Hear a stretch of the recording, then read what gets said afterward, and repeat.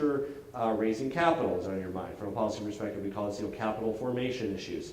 This is a space that is heavily regulated, and these regulations affect how easy it is or how hard it is to raise capital.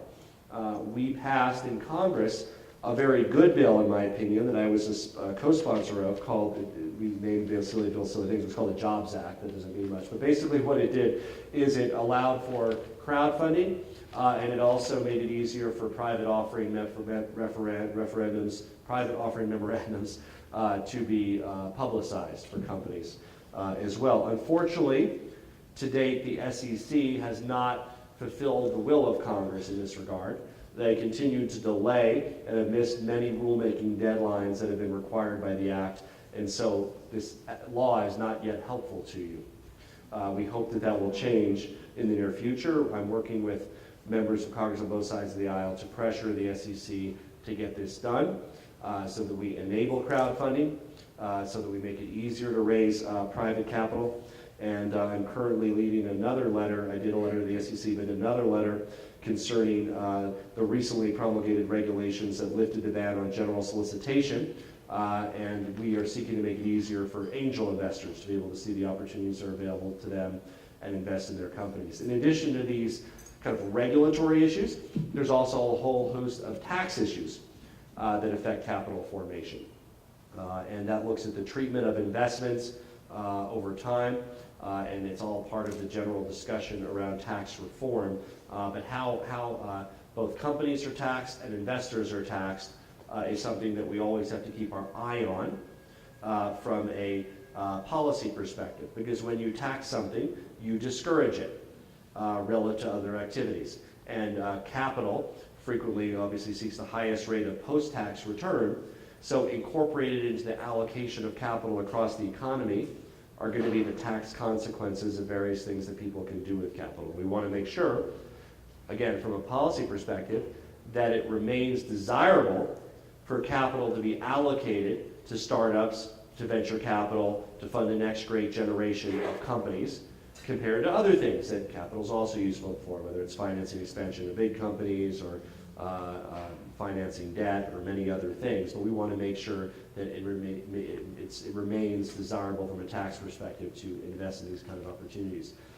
From a human capital perspective, we definitely need to do a better job preparing kids for the next generation of jobs in our country. This ranges from early childhood all the way through making higher education more accessible for Americans, higher education, college being more necessary than ever for people to be able to have good jobs to support a quality lifestyle for their family in today's 21st century economy. Part of that, and of course, again, crediting the work of NCWIT, is increasing the pipeline of female students as well, I would add, as minority students into the fast-growing technological fields. Now, this doesn't begin in college. In fact, you can't address it just in college. It starts much earlier. It starts with getting girls and minorities interested in math and engineering and science through elementary school, through middle school, through high school. By the time people arrive at college, many of them have already made up their decision about whether they plan to enter the engineering school or not, whether they plan to major in computer science or not. Yes, you can make improvements as well at the higher education level, but we have to do a better job in that pipeline, making sure that people are inspired through seeing peers, through the types of programs that are attractive to participate and pursue studies in the fast-growing fields of technology and computers. In addition, the area that we do the worst job as a country is immigration right now. We essentially tell people, you can't come here and start a company here unless you win a lottery or are extremely lucky or happen to have a family member who's able to bring you here. What we should do, and a bill that I've sponsored in the last Congress and will be introducing again soon, is a startup visa concept. This would essentially allow entrepreneurs to come start their companies here. Now, we have to have a test to make sure they're credible. You can't just say you're an entrepreneur, but if you've raised capital, we're saying if you've raised $500,000 in capital for your idea, doesn't matter who it comes from, but you've raised the capital, you promise to come here and hire 5 Americans for your company, we should give you a visa to do that. And every day we don't have a program like that, we are forcing founders to start companies overseas, in England and India and Mexico and France, that could be here. And guess what? Just from a macroeconomic and American perspective, we know that some of those companies could be the next 1,000-person company, could be the next 10,000-person company in 10 years. And we want those companies to be in America. And we need to have a way that the founders can get here and grow their companies here. In addition, we have a brain drain from our institutions of higher education. Many students in the technical fields, as you know, are there on student visas. We have no automatic way that they can stay. Now, sometimes they can go work for one of the big companies under an H-1B, but they have no ability to automatically transform their student visa into a green card. We would be creating that through immigration reform. So when we talk about the Senate immigration reform bill, and I'm a lead sponsor of H.R. 15 in the House, that's the House version, which is nearly identical and is identical in these technical areas, that would allow a way where people that graduate from institutions of higher education with advanced degrees in the sciences can stay and deploy their skills here rather than force them to return overseas and compete against us.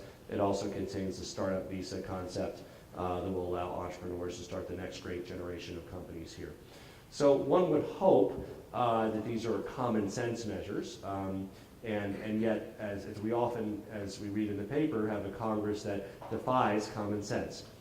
Nevertheless, as a startup community, we need to continue to push for these kinds of policies, which are in not only our interests as a startup community, but are in our interests as a nation, that in fact are critical to the future of our nation, which will be based largely on human capital, the skills, the talent, the creativity of our people, more important than our natural resources, more important than our geography, more important than any other factor for the continued prosperity of the American people are the ideas and the ability to execute on those ideas of the American people, of which the startup community is certainly a part, as are established companies, as are many other areas. I have been very excited to see the startup community grow here in Colorado. It was practically non-existent as a community when I was first starting my first company. There were other people who had done startups, and informally maybe they advised others. There were certainly nothing like the type of accelerators we see today, the type of angel networks that we see today, groups like this and others that are designed around being able to pitch businesses, raise capital, mentor businesses, this kind of startup infrastructure, which we should all be proud exists in Colorado. And frankly, I hope and I wish, and part of our goals in the Innovation and Entrepreneurship Caucus through Startup Day, is we hope that other members of Congress realize the importance of this and try to help lend their credibility to getting these efforts moving in their communities, which do not stand in competition to Denver and Boulder. Austin and Silicon Valley are not competitors to Boulder and Denver. It's a replicable concept that will work in any area of the country. Frankly, as Americans, we should hope and encourage areas like Detroit and areas of Ohio and the Rust Belt to encourage a startup culture so that next great generation of engineers and others can create great American companies here in our country. And the promises of the entrepreneurship community for the future of our economic growth is a critical piece of ensuring that our great prosperity that America enjoyed in the 20th century endures and grows in the 21st century.